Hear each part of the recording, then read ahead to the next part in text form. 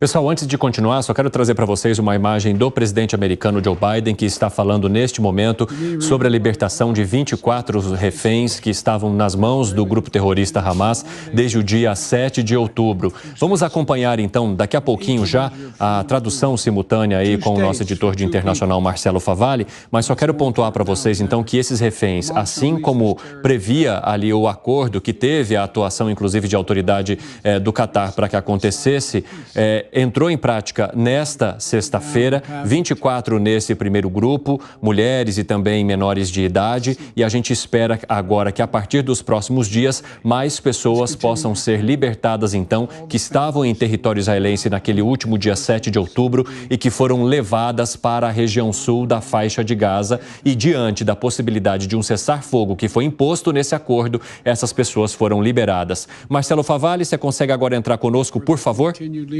Evandro, eu vou fazer um repasso aqui das primeiras partes desse discurso do presidente Joe Biden. Ele está em Washington. Ele diz que ele está acompanhando minuto a minuto todo esse processo, que existe toda uma equipe que o informa a cada passo dessa negociação. Ele diz também que está em direta comunicação com o Egito, com o Catar, com Israel e lideranças que se apresentam em nome do Hamas, porque Biden disse que em nome da Casa Branca e de Washington, dos Estados Unidos, quer ter certeza que todos os passos da negociação que houve entre troca de prisioneiros e libertação dos reféns seja executado da maneira que foi colocada no papel. Ele também disse que os Estados Unidos está liderando mais uma força de abastecimento a civis da faixa de Gaza. Ele diz que foi liberado mais uma entrada e ele fala em dezenas de caminhões que seguem agora em direção à faixa de Gaza para levar alimentos, água, mantimentos de todo tipo, medicamentos para feridos. E ele diz ali que ele pessoalmente soube da lista que inclui, por exemplo, gás de cozinha para as pessoas que ainda estejam refugiadas. E ele fala, mais de uma vez, dos civis, ainda na faixa de Gaza, para que eles recebam o mínimo de condições. O presidente Joe Biden se colocou, então, como um líder de um recurso internacional para ter certeza que todos os passos deste acordo entre Hamas e Israel sejam cumpridos para a preservação dos reféns. E ele diz que mais reféns devem ser liberados ao longo dos dias. Agora ele abriu espaço para algumas poucas perguntas ali, de um pequeno grupo de imprensa que está junto dessa coletiva de imprensa. Vamos acompanhar as perguntas agora. Ele diz mais uma vez que todo este processo é muito complicado, é uma tarefa muito difícil, são muitas etapas e essas etapas elas são apegadas a detalhes. E como ele repete agora, todos os detalhes têm que ser cumpridos para que o acordo seja colocado em prática da maneira que ele foi apresentado para as duas partes, é claro que ele se refere entre Hamas e Israel.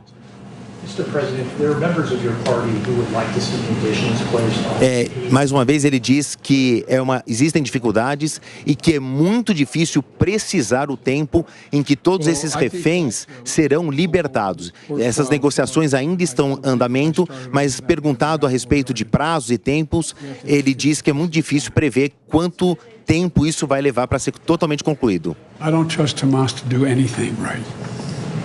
I only trust Hamas to respond to pressure.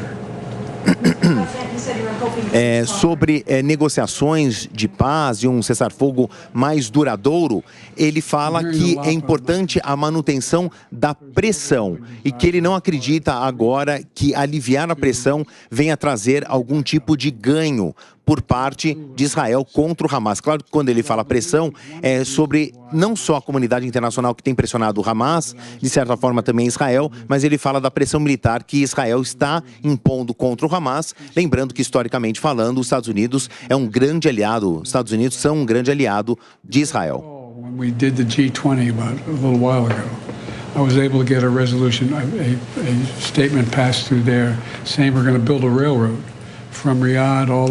Agora, 4h26 da tarde, o pessoal da rádio vai para um rápido intervalo. Daqui a pouco nós esperamos vocês novamente. Nas outras plataformas seguimos e acompanhamos o pronunciamento de Joe Biden sobre a libertação de reféns. Marcelo Favalli. Agora ele foi perguntado, agora há pouco, Evandro, ele foi perguntado sobre a posição dos Estados Unidos em meio a essas negociações e mais uma vez ele fala do compromisso que ele tem se mantido aí, não só como um dos representantes do mundo livre, como os Estados Unidos sempre se colocaram, defendendo liberdades e democracias, mas ele fala que ele também tem feito aí um papel para acompanhar de muito perto, para ter certeza que o processo vai ser realmente elaborado. Agora, a imprensa aproveitou e fez uma pergunta sobre aquecimento global, uma vez que a gente vai ter a COP28 nos próximos dias, e ele agradece, terminando aí o pronunciamento, agradecendo a presença de todos. Exatamente. O presidente Joe Biden acaba de sair. Então, Marcelo Favalli, muito obrigado por trazer as informações para a gente. Quero fazer um giro rápido aqui com vocês sobre esse pronunciamento de Joe Biden e essa notícia importante que foi a liberação de 24 reféns de pessoas que estavam na mão dos terroristas e que, de certo, sequer tinham esperança de que isso poderia acontecer agora, né? Mais de 50 dias depois que esse conflito começou. Como é que vocês veem esse posicionamento dos Estados Unidos e de que forma que ele pode ou não interferir nessas negociações, Luiz Felipe Dávila? Bom, o posicionamento é bom. Os Estados Unidos precisa mesmo se envolver nessas negociações, pode fazer muita pressão nos países árabes, né? Catar, pode juntar ali o mundo árabe para fazer pressão para que esse acordo saia. E Biden tem razão, não é hora de baixar a guarda com o Hamas, não. Isso aí é para libertar refém, não é para baixar a guarda. Me parece também que Israel aceitou este momento para fazer o acordo porque ela já está ocupando a área importante de onde o Hamas usava ali como base. Então, como hoje essa região já é ocupada, nessa parte da faixa de Gaza pelo exército israelense, é como se Israel não acreditasse que esses 3, 4 dias poderia fazer com que o Hamas se reorganizasse militarmente para um segundo ataque. Então, foi uma questão de êxito militar, no sentido de inocular uma reação do Hamas em campo, e êxito da diplomacia, mobilizando os países árabes para que esse acordo pudesse sair. Piperno, o presidente americano fala que não confia em diminuir pressão, muito menos não confia em qualquer acordo que possa ser feito com um grupo terrorista. Então ele fala a palavra pressão, ou seja, permanência ou aumento dessa pressão. Como você analisa? Claro que a pressão sobre o Hamas ela tem que continuar. O Hamas é um grupo que tem que deixar de existir. A questão é que, independentemente da atuação do Hamas, e repito, é um grupo que tem que ser varrido do mapa, é fundamental que se resolva essa questão como um todo. E um dos óbices para uma solução até hoje em relação a isso é, por exemplo, a ampliação dos assentamentos israelenses lá na Cisjordânia. Isso tem que acabar, tem que haver uma solução para isso. E o Catar vai aos poucos também se tornando assim uma espécie de Rodrigo Pacheco desse xadrez. Toda solução acaba envolvendo o Catar, porque ele transita em todos os setores da região, com todos os atores da região. Alan Gani.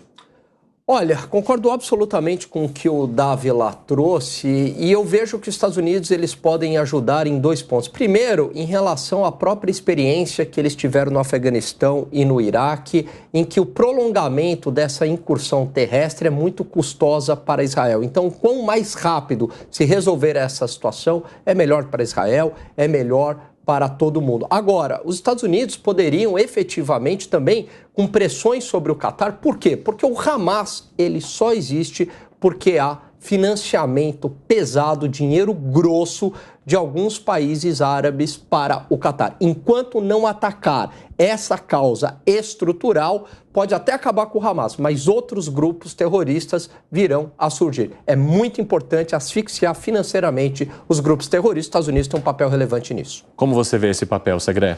Primeiro, feliz porque os reféns estão vivos. E isso era uma informação que a gente não tinha. Exatamente.